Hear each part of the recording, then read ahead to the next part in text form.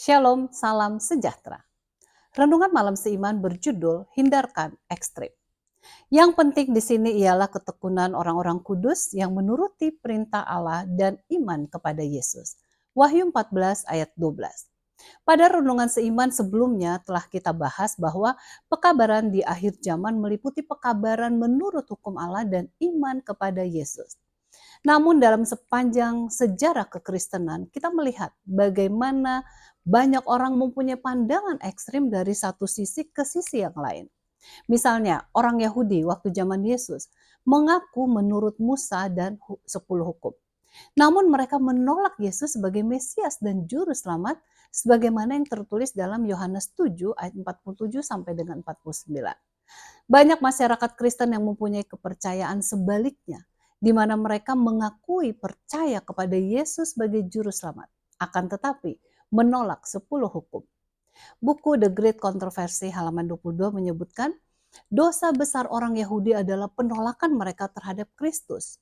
Dosa besar dunia Kristen adalah menolak mereka terhadap hukum Allah, dasar pemerintahannya di surga dan di bumi. Dalam tulisan yang berjudul Looking Back at Minneapolis yang ditulis Nyonya White dalam 1888 Materials halaman 217 bahwa banyak kegagalan pendeta yang telah menekankan hukum Allah dan melalaikan iman kepada Yesus.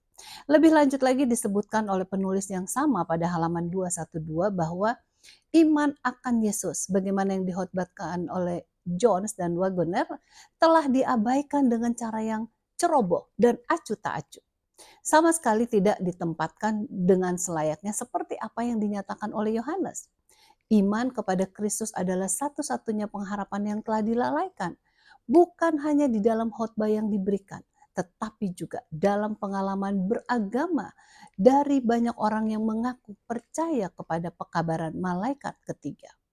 Sementara kita mendekati akan masa kesesakan di akhir zaman, sebagaimana yang tertulis dalam Daniel 12 ayat 1, maka kita harus kembali diingatkan perlunya dua hal menjadi tanda orang saleh, yaitu iman kepada Yesus dan penurutan kepada hukum Allah. Jangan kita menekankan satu hal dan melupakan yang lain. Kita harus berhati-hati dengan kebenaran yang setengah-setengah, sebab itu akan berakhir dengan setengah yang salah. Inilah saatnya kita mengabarkan Injil kekal, yaitu Injil Kristus, sebagai satu-satunya jalan keselamatan. Injil harus membawa kita kepada penurutan kepada hukum Tuhan. Kiranya itu akan menjadi pengalaman kehidupan kita masing-masing. Tuhan Yesus memberkati.